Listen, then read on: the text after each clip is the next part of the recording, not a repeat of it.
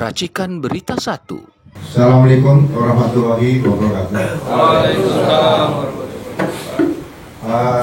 Rekan-rekan sekalian yang saya hormati dan cintai, dari kalau diajak bicara reformasi Polri ini berangkat dari sudut mana kadang-kadang. Karena reformasi Polri mulai dilahirkan sejak terbitnya TAP MPR nomor 6 tahun 2000. Kemudian lahir Undang-Undang Kepolisian nomor 2 tahun 2002. Nah, di sini kemudian dibuat kebijakan nasionalnya adalah reformasi di bidang instrumental, kemudian reformasi di bidang struktural, dan terakhir reformasi di bidang kultural. Dan itu berjalan sudah lebih dari 2 dekade. Tiba-tiba saat ini dengan perkembangan situasi bermacam-macam lah, tapi yang dirasakan sejak 2014 atau 15 sampai saat ini, sampai istilah-istilah yang kadang-kadang bagi para penapiran ini menyakitkan juga. Ada sebutan partai coklat. Kenapa sampai sebutan partai coklat? Jadi ada rekan saya juga, Irjen Laporen, katakan bubarkan partai coklat. Bubarkan maksudnya jangan ada lagi partai coklat, ya, kembalikan kepada Polri secara utuh. Dari kalimatnya waktu di depan KPK itu, bubarkan Pamsot, selamatkan Polri. Nah, kalimat itu Jadi disambung itu, jangan dipecah gitu. Jadi soalnya bubarkan polisi itu bukan seperti itu, ya. Jadi istilah partai coklat harus hilang dari sebutan di kepolisian. Jadi kondisi sekarang ini, ya, tidak lepas dari apa yang terjadi di masyarakat yang merasa tidak puas. Tugas polisi di seluruh dunia sama, yaitu melindungi dan melayani. Kalau di Indonesia ada mengayomi. Sebenarnya mengayomi juga bagian daripada melindungi. Ya, karena mengayomi itu biasanya dalam lambangnya Kementerian Hukum itu mengayomi, soalnya dalam criminal justice system ada penegak hukum ditambah mengayomi. Tapi itu cukup dengan melindungi dan melayani. Kemudian dalam tugas apa? Memelihara Kamtibmas. Memelihara Kamtibmas itu mencegah jangan sampai ada terjadi kejahatan yang menimpa warga negara, dan kalau memang itu tidak bisa diatasi, baru dilakukan penegakan hukum. Jadi sejak zaman dulu kalau mencari polisi yang berprestasi ini susah. Yang mudah dicari adalah reserse, karena pasti ada laporan polisi, kemudian ditangani, ditangkap pelakunya, digajukan ke pengadilan, difonis. Nah, itu crime clearance, itu penyelesaian perkara itu dianggap prestasi. Ya, tapi kalau Sabara mau patroli jalan kaki, jalan Sudirman Tamrin, itu dianggap prestasi di mana? Prestasi Sabara adalah tidak ada kejahatan. Ya. Misalnya semua anggota Sabara kalau berangkat ke kantor naik bis kota dulu, supaya tidak ada copet bis kota. Itu aman berarti. Kalau angka copet bis kota menurun, berarti Sabara berhasil. Tapi itu harus dilakukan suatu penelitian. Ya. Nah, perkembangan waktu di sini sampai tahun saat ini, ya, seolah penyelesaian perkara itu menjadi prestasi luar biasa bagi anggota Polri. Makanya terbit waktu itu ada surat edaran Kapolri tahun 2018, ya, lupa nomornya. Kemudian dibuat peraturan Kapolri nomor 6 tahun 2019 tentang penyidikan tindak pidana. Nah, penyidikan tindak pidana itu kalau ada laporan tidak langsung diterbitkan SPDP atau surat perintah dimulai penyidikan, tapi surat perintah penyelidikan. Nah, ini juga masalah baru. Seharusnya setiap ada laporan polisi, ya, bukan Dumas. Kalau ada peristiwa diduga kejahatan atau tindak pidana, itu laporannya adalah laporan polisi. Baik berupa laporan atau pengaduan. Pengaduan itu bukan Dumas, pengaduan itu delik aduan. Misalnya ada perzinahan, ada pencurian dalam keluarga, itu pengaduan namanya.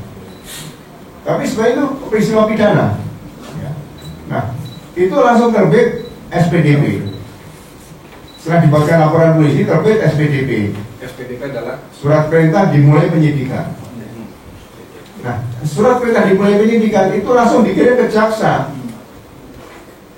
jaksa sudah tahu ini ada perkara di tangan polisi. Nah, dari SPDP tadi baru dikeluarkan surat-surat perintah penyidikan dan sebagainya. Karena penyidik itu nanti akan dibantu oleh penyidik pembantu dan penyelidik. Jadi kalau sekarang istilahnya ada SP2 lidik, itu tidak diatur di KUHP, tidak diatur di Kitab Undang-Undang Acara Pidana. Nah, saya membaca bahwa peraturan Kapolri tersebut adalah untuk menyatakan bahwa penyelesaian perkara melalui SP2 lidik ini meningkat. Ya, jadi ini mungkin nanti bagian dari tim internal Polri kalau ingin mengevaluasi seperti ini, itu bagian daripada meningkatkan pelayanan kepada masyarakat, sehingga masyarakat pencari keadilan ini merasa puas. Kalau sekarang diterbitkan SP2 lidik, mereka bingung mengajukan pra peradilan tidak bisa. Nah, perkara ini apakah bisa dilaporkan lagi? Kemudian nanti ada pendapat lagi, wah itu nggak bisa karena udah dilaporkan polisi. Nah, ini kunci. Ya, kalau udah kunci kan susah nih. Nah, ini perlu ditinjau kembali. Nah, kemudian itu contoh dalam penegakan hukum ya. Nah, kemudian penggunaan kata-kata ahli. Ini penegakan hukum dulu ya, yang mudah berhubungan dengan saya. Alat bukti pasal 184 hukum acara pidana disebutkan ada 5 keterangan saksi, keterangan ahli, surat petunjuk keterangan terdakwa. Nah, saat KUHP itu lahir tahun 81, ya, itu keterangan ahli itu dengan keterangan saksi kan kenapa masuk dalam pasal 184? Keterangan saksi adalah yang melihat, mendengar, mengalami. Tapi kalau ahli, keterangan ahli itu biasanya berkaitan dengan laboratorium forensik, kegiatan dengan mayat, visum dan sebagainya. Ya, di situ. Nah, ini berkembang. Ahli itu seolah ada ahli pidana. Jadi dalam penyidikan awal sudah ada mendatangkan pakar pidana disebut ahli pidana. Di seluruh dunia tidak ada ahli pidana. Mana ada dosen hukum pidana, seorang profesor dokter mendapat sertifikat pidana, kan nggak ada. Nah, ini juga sudah mulai agak mengarah ke hal yang tidak bagus lah. Ya. Sehingga menurut saya ini pun perlu diluruskan. Jadi polisi itu harus dididik benar-benar pintar. Jangan untuk menentukan pasal supaya seseorang bisa diproses pidana dan ditahan, itu saya rasa diundang, ya, diundang seorang profesor doktor dari perguruan tinggi untuk menjadi saksi pidana. Itu nggak boleh, ya, itu harus tegas dijelaskan, ya. Jadi hal-hal seperti itu tadi harus diperbaiki. Nah, apa beda keterangan saksi dan keterangan ahli di hukum acara pidana tadi? Kalau saksi itu diperiksa oleh pemeriksa, penyidik atau penyidik pembantu. Ya. Tapi kalau ahli tidak pernah diperiksa oleh penyidik. Karena ahli akan dikirimi barang bukti, kemudian berita acara, dikirim ke kantornya ahli, di sana dibuka lagi, diperiksa menurut keahliannya, dibuatkan berita acara, dikirim kembali ke penyidik. Itu harus dibedakan di situ, ya. Itu sudah mulai banyak, menurut saya banyak penyimpangan, ya.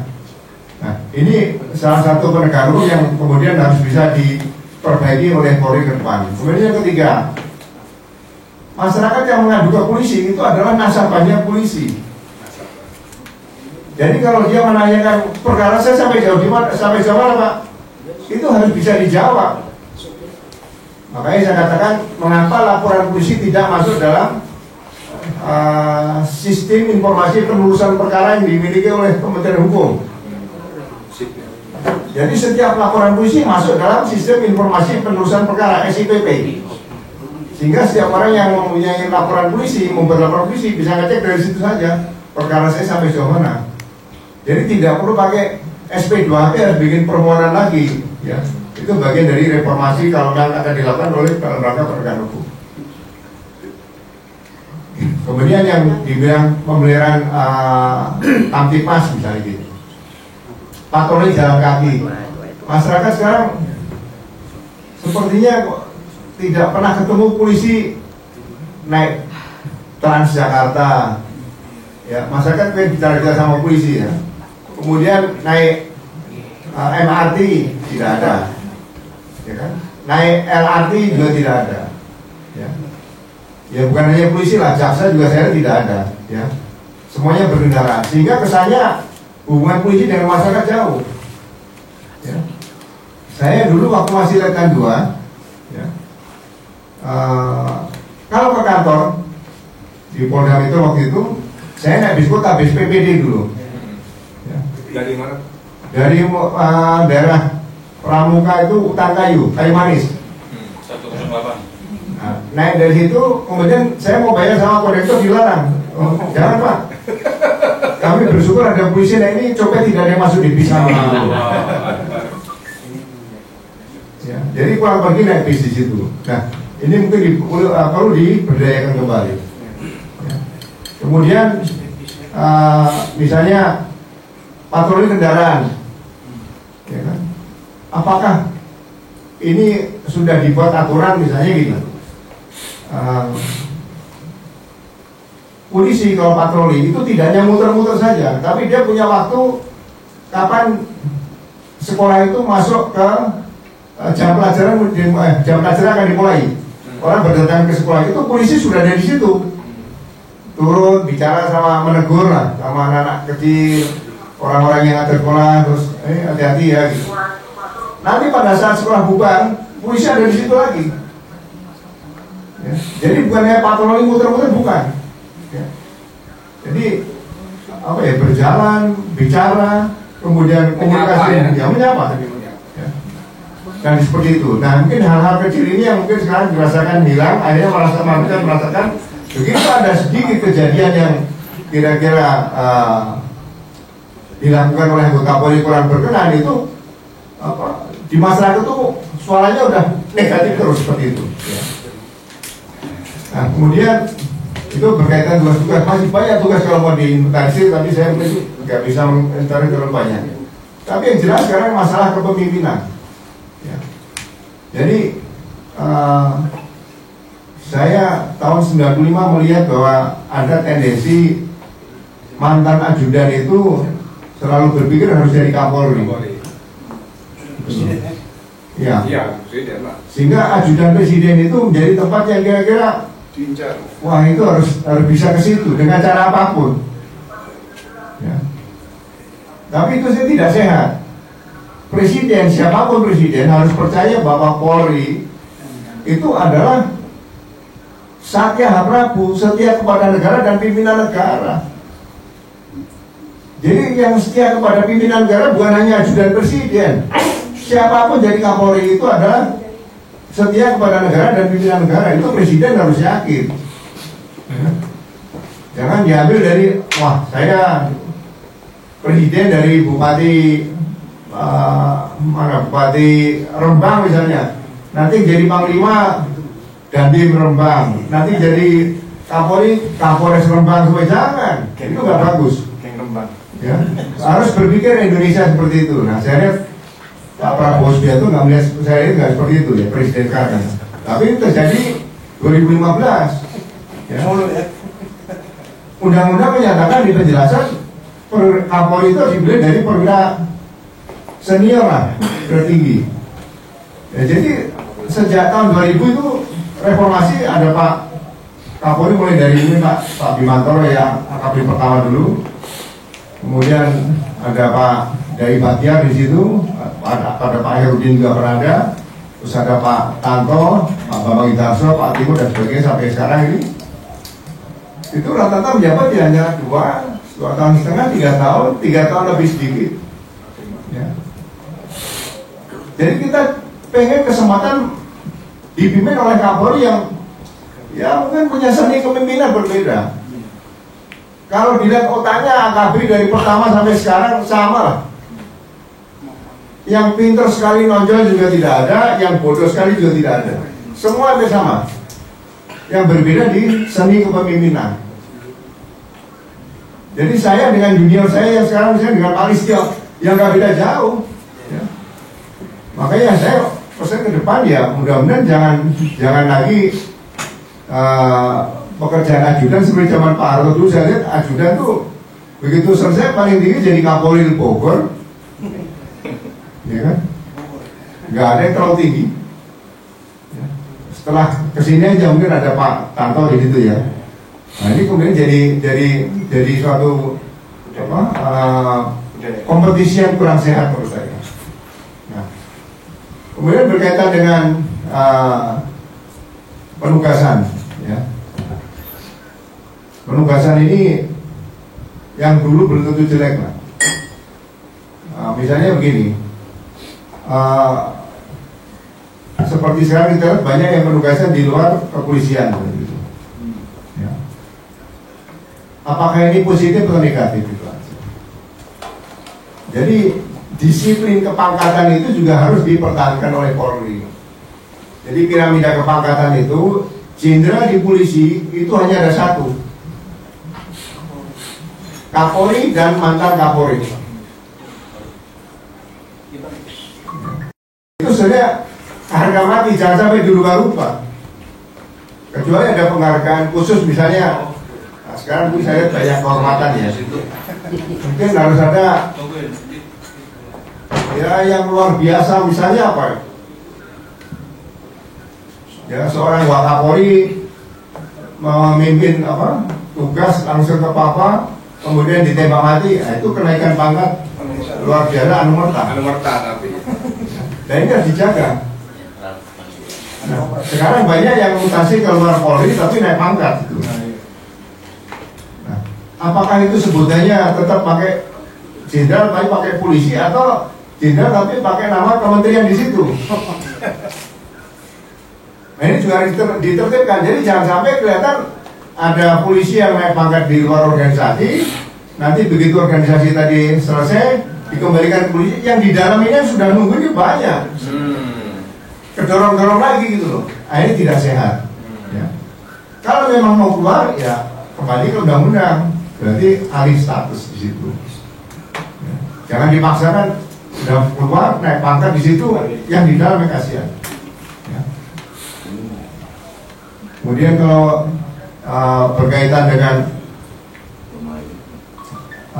pelaksanaan tugas kepolisian ke depan ya, kalau banyak diskusi, saya berharap polisi jangan sampai dipecah-pecah. Polisi tetap utuh seperti sekarang ini. Ya. Ada isu-isu macam-macam lah, katanya akan masuk ke mana? Ada masuk ke Bakam lah, ada masuk. Itu saya rasa isu-isu sesat menurut saya. Ya. Karena untuk reformasi Polri dulu aja menggunakan TAP MPR nomor 6 tahun 2000. Ya. Kalau polisi sekarang dirubah pakai ketentuan awal perubahan lembaga negara bukan hal yang mudah. Ya. Bagi saya mungkin pekerjaan-pekerjaan di polisi ini perlu ditingkatkan. Saya ingat waktu jabatan Kapolri pegang Pak Dari Batiar itu, jabatan fungsional ditingkatkan. Jadi misalnya bintang 3. Kalau memang ingin bintang 3 banyak, ya saya sering bicara, semua Kapolda bintang 3 kan aja. 38 Kapolda bintang 3. Ya, tapi di situ ada bintang 3 yang memang promosi, dari bintang 2 jabat situ naik bintang 3, atau bintang 3 pemantapan. Misalnya Kapolda Aceh, Kapolda Sumatera Utara, Kapolda dalam Jawa kecuali Jogja sama Banten misalnya, Kapolda Sulawesi Selatan, Bali, Papua, Ambon misalnya, itu bisa harus diisi orang bintang 3 yang sudah jadi bintang 3 ke situ. Kemudian ditambah misalnya Gubernur Akpol bintang 3, Kepala Penelitian Pengembangan bintang 3. Litbang Polri ini harusnya dibesarkan, karena itu menilai nanti kendaraan apa nih, rantis apa yang perlu dibeli yang bagus gitu, itu Litbang di situ. Kemudian jabatan fungsional, dosen, media suara, sampai bintang 3 nggak apa-apa, tapi di polisi. Ya, jadi nggak perlu lagi saya mau naik bintang 2 mau bintang kemana lagi, ya di situ saja jabatan fungsional, gaji sama, tunjangan jabatan sama, tunjangan kinerja juga sama, apa yang mau dicari? Ya. Nah seperti ini mungkin nanti harus bisa diciptakan ke depan, sehingga tidak ada lagi keinginan untuk cari pangkat atau jabatan lagi keluar struktur Polri. Kalau keluar kembali lagi harus taat pada undang-undang, yaitu alih status. Nah, yang terakhir fungsi pengawasan. Nah, fungsi pengawasan ini saya lihat beberapa jabatan sudah naik bintang 3, Brimob, ya kan? Terus tambah apa lagi gitu, banyak lah. Asisten utama 2 nambah kan. Propam harus bintang 3. Dan yang tugas di Propam nggak usah pindah-pindah selama dia tugas di polisi. Dia benar-benar bisa menguasai tugasnya dan tidak ada rasa sungkan kalau dia sedang bertugas. Karena dia tidak perlu mikir saya harus jadi Kapolres mana, nggak usah. Sama aja tugas di mana-mana sama. Ya. Kenapa Propam bintang 3?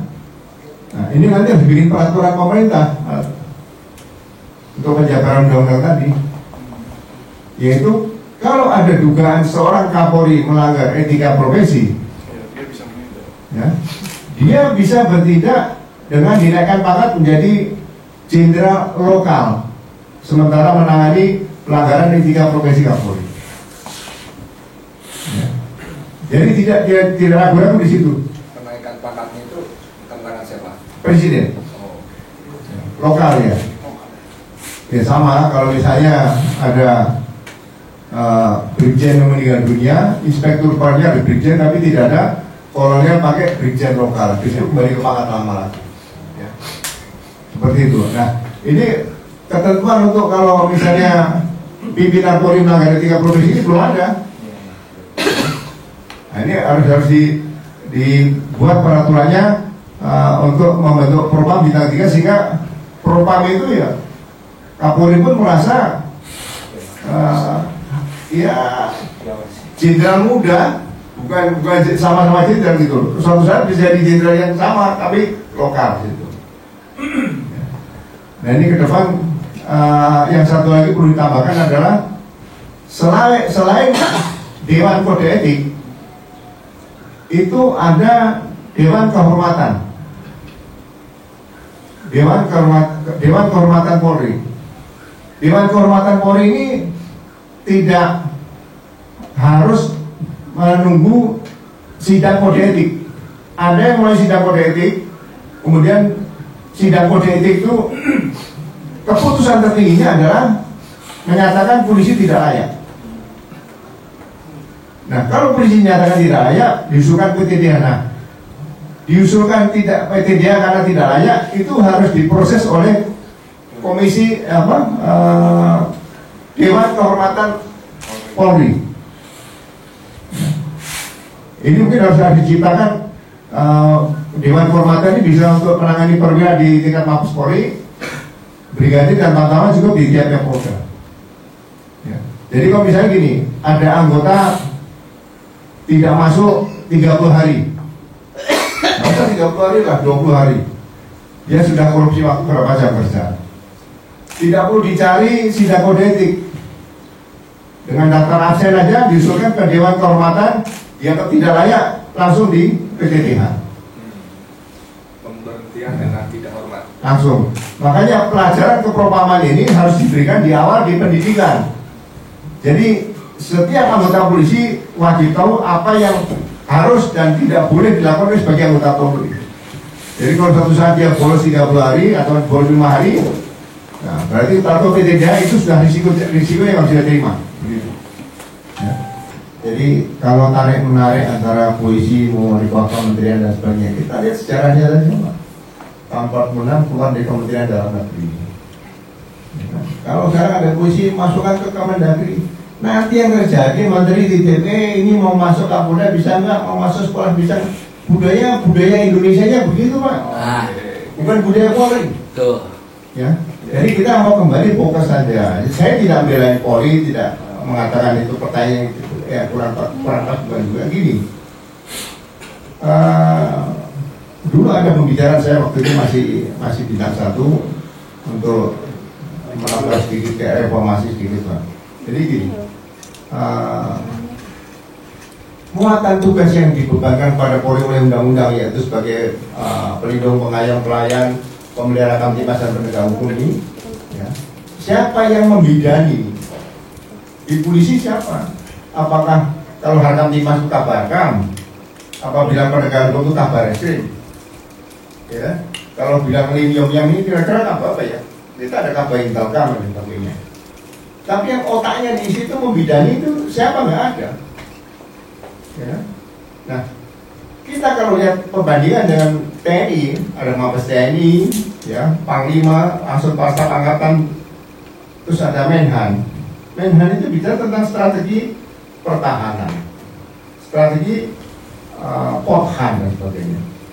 Itu benar-benar strategi, budgetnya berapa, anggarannya, kemudian bagaimana tentang doktrin-doktrin dan dibicara di situ. Jadi Mabes TNI dengan standar laut dan udara tadi itu hanya melaksanakan saja. Nah, kita di polisi, Pak, perencanaan semuanya asrena, makanya sekarang diadakan Asta Marina bintang 3. Itu pekerjaannya terlalu rumit. Nah, dulu pernah diusulkan waktu itu, kenapa kita tidak dibikin Kementerian Keamanan Publik. Kementerian Keamanan Publik itu nanti hanya diisi, bukan atasannya Polri. Polri tetap berdiri utuh seperti saat ini. Itu yang akan mengakomodir, ya, fungsi-fungsi pemerintah, pekerjaan fungsi pemerintah di bidang kepolisian, imigrasi, dan bea cukai. Kenapa ketiga ini? Karena kepolisian itu adalah masalah kaitan dengan lalu lintas kejahatan dan pelanggaran. Bea cukai lalu lintas pelanggaran barang masuk keluar Indonesia, migrasi manusia masuk keluar Indonesia. Sehingga kalau ini dari satu ada Kementerian Keuangan dalam negeri itu hanya pembantu presiden. Jadi rapat itu bukan Kapolri lagi, ya. Itu langsung kementerian di sana. Nah, itu membantu presiden. Sekarang Kapolri ikut rapat presiden. Ya. Nah, kalau kementerian ini jarang, suatu saat yang jadi menteri sama. Mantan Kapolri atau mantan bintang bisa jadi menteri di situ. Ngapain harus jadi kementerian yang lain seperti itu? Kita kan ahlinya di bidang keamanan. Di situ, Pak. Jadi nanti di situ ada dirjen atau danjen. Polisi dulu pernah pakai nama danjen, ya. Pakai dirjen misalnya setelah Harkamtipmas dan danjen setelah Gakom, danjen strategi keamanan keselamatan lalu lintas. Ini banyak diurusin kerjaan situ. Bintang berapa aja danjen itu? Dirjen bisa bintang 3 nggak masalah. Ya sama dengan dirjen 3 Menhan itu di situ. Jadi bisa mengakomodir jenderal-jenderal daripada penugasan di beberapa kementerian seperti sekarang ini. Nah, ini diperkuat. Nah, ini yang komunikasi dengan Polri, sehingga pembentukan seperti lembaga BNN, BNPT, KPK nggak perlu. Kembalikan polisi secara utuh. Kalau Kapolri dipilih presiden, Pak Kapolri sanggup nggak menanggung korupsi? 1 tahun sanggup, Pak. Kalau nggak sanggup, ganti lagi, pensiun dini, nggak ada masalah. Nah, presiden harus tegas di situ. Makanya Kapolri dari dulu diambilnya masih ada usia 2 tahun. Pak Petrodi itu dulu Kapolri nggak sampai 2 tahun selesai, nggak ada masalah. Ya, Pak Rusdiaja juga, Pak Rusdiaja sama, nggak sampai setahun. Ya, jadi siapapun bisa jadi Kapolri, seni kepemimpinan itu yang kita ambil. Gitu. Kalau yang pintar-pintar anggotanya banyak, yang lebih pintar juga banyak di situ. Ya, jadi sekali lagi bukan saya belain Polri itu kenapa masuk kementerian. Ya dulu dari Kemendagri KKN pindah berdiri sendiri, ya terjadi seperti sekarang ini. Menurut saya pengawasan. Nah, Propam tadi saya katakan, Pak, Propam itu dibesarkan benar-benar jadi Propam secara utuh. Mohon maaf, saya pernah di Propam. Kalau Propam masih dibagi propos, ada Paminal, ada Waprop. Ini sama dengan sebelum Propam sekarang ini. Zaman dulu seperti itu. Zaman dulu sebelum ada reformasi, kalau polisi salah, itu Pak, itu harus menyelesaikan satu di bagian propos, udah selesai, geser lagi ke bagian Irwasum Irjen, udah selesai, baru ke Pamsan. Capek 3 ini bisa 3 tahun, bisa 5 tahun, nggak selesai. Nah, sekarang baik Propam. Nah, kita sudah studi banding Amerika. Kalau ada tembak-menembak dengan masyarakat dengan polisi di jalan, begitu Propam turun, semua senjata polisi yang di TKP disita oleh Propam, langsung rekonstruksi. Bukan berarti polisi salah, bukan polisi betul, tapi yang menginvestigasi adalah Propam. Nah makanya saya usulkan ke depan Propam jangan pindah-pindah dari mulai pangkat yang mulai pangkat pertama sampai pensiun di situ. Nah mungkin suatu saat di Propam mau jadi Kapolri bisa juga sampai ditambah dari situ. Jadi ini untuk perbaikan Polri ke depan, ya kan?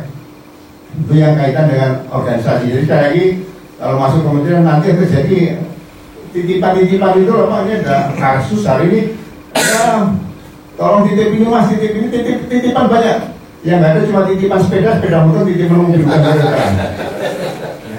Terus satu lagi tadi Mas, kaitan dengan moralitas polisi. Nah, moralitas polisi itu begini. Jadi makanya dengan situasi sekarang itu beberapa peraturan Kapolri itu perlu disempurnakan, dievaluasi Pak. Contoh nih, peraturan Kapolri nomor 1 tahun 2009 tentang penggunaan kekuatan dalam tindakan kepolisian. Dievaluasi lagi Mas. Dulu waktu tahun 97 itu akan dibikin peraturan penanganan unjuk rasa boleh menggunakan peluru tajam tembakan pantul rekoset. Saya waktu itu masih letnan kolonel Pak Kapolres. Saya tanya, izin tanya jenderal, konsep yang dibikin ini menganut polisi Israel atau Korea Selatan? Saya Korea Barat, oke. Selatan. Ya. Ini Israel. Kaget saya. Habis itu saya nggak nanya lagi dan nggak dianggap. Dan saya tidak pernah melaksanakan perintah itu. 98 siapa yang perintahkan boleh nembak mahasiswa unjuk rasa? Ada Panglima Beliau gitu. Saya Kapolres masukkan peluru ke gudang. Kalau mau dicopot saya. Ini anak manusia kok ditembak-tembak buat apa? Masukkan gudang, kunci kasihkan saya. Dan saya sampai bisa berhenti pensiun Pak Kapolri, bukan saya dipecat tentang kolonel Kapolres karena berbeda pendapat dengan Panglima ABRI. Namanya Wiranto gitu. Hal-hal seperti ini harus dimiliki oleh polisi-polisi yang masih muda yang memimpin tadi. Sudah lulus FP, jangan dibiasakan lagi siapa. Kalau itu kira-kira perintah bertentangan dengan aturan, ya mohon izin Pak, belum bisa kami laksanakan. Pelajaran berbeda pendapat dengan pimpinan itu sudah diajarkan di pendidikan pada saat baris berbaris. Coba kalau baris berbaris Pak, komandan baris berbaris ngomong, maju jalan, di depan ada mobil nggak berhentikan. Apakah terus jalan? Berhenti Pak, itu perintah salah. Nah itu sudah diajarkan. Jadi kelihatannya pelajaran baris berbaris ini hanya baris lencang kiri, lencang kanan, hormat, bukan Pak. Itu belajar bagaimana kalau perintah atasan salah tidak dilaksanakan di situ. Ya.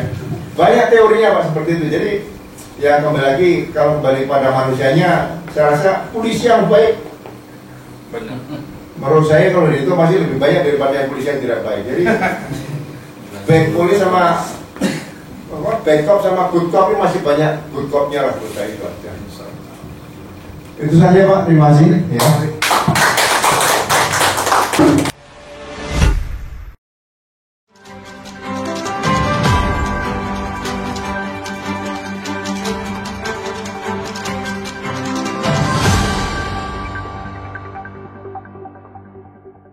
Racikan Berita 1